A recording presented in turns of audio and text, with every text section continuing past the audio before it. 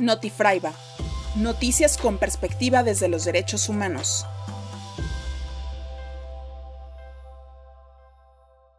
Notifraiba. Demandas históricas y actuales. Las luchas de los pueblos y comunidades por la vida. Ardua ha sido la resistencia y la lucha de los pueblos y comunidades por la vida. Desde el Centro de Derechos Humanos Fray Bartolomé de las Casas, denunciamos y nombramos la criminalización, discriminación y despojo que los gobiernos con sus vínculos de corrupción e impunidad siguen reprimiendo a defensores comunitarios que luchan por sus derechos, además de quienes son víctimas de estas injusticias por ser parte de un movimiento social, a quienes se les fabrican delitos para la represión de Estado. Existe una criminalización judicial contra personas defensoras de los derechos humanos, de la tierra y el territorio, a quienes se les fabrican delitos, tortura y privan injustamente de su libertad.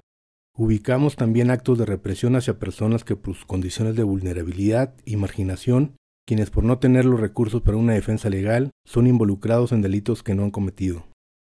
A este actuar sistemático lo hemos nombrado Fábrica de Culpables, el cual viene dirigido en Chiapas desde la Fiscalía General del Estado, con toda la complicidad e involucramiento del Poder Judicial del Estado y el Poder Ejecutivo. Denunciamos al Estado mexicano por estos mecanismos represivos que laceran la vida de las familias y los pueblos que están defendiendo la vida en los territorios. Vemos cómo la violencia se propaga y con ello las formas de guerra de los sistemas de los estados nacionales, quienes para continuar con este sistema capitalista de muerte, asesinan a inocentes, como está sucediendo al pueblo de Palestina e Israel. Scop Lumaltic. Palabra de los pueblos. Se realiza el encuentro hasta la justicia, juntando fuerzas contra la tortura.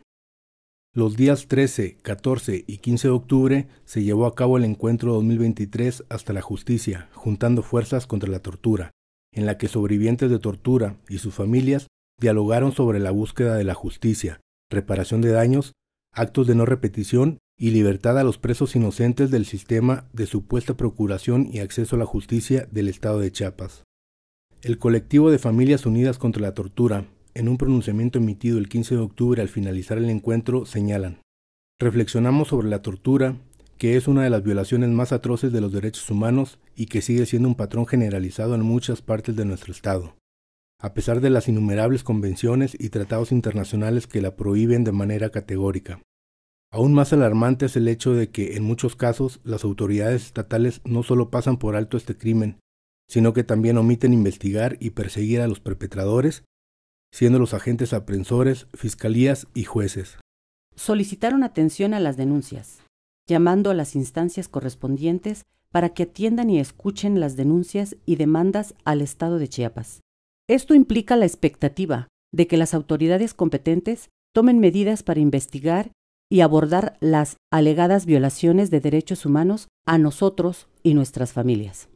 Además de que piden supervisión y observación internacional de la situación actual, en medio de la voluntad de transparencia y rendición de cuentas a nivel internacional para garantizar un proceso justo y equitativo en sus casos.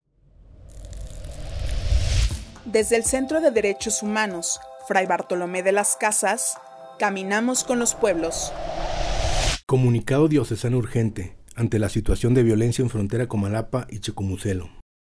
El pasado 23 de septiembre, la diócesis de San Cristóbal de las Casas emitió un comunicado por la agudización de la violencia en la región frontera, particularmente en los municipios de frontera Comalapa y Checomucelo. En él señalan que nos encontramos en medio de tiempos de crisis frente a la violencia estructural e institucional, con la presencia de la delincuencia organizada que lacera la vida de las comunidades y pueblos de Chiapas, quienes padecen asesinatos, secuestros, desapariciones, amenazas, hostigamiento, extracción de bienes naturales, persecución y despojo de los bienes. Los grupos delincuenciales se han apoderado de nuestro territorio y nos encontramos en estado de sitio, bajo psicosis social con narcobloqueos que usan como barrera humana a la sociedad civil, obligándolos a estar y poner en riesgo su vida y la de su familia.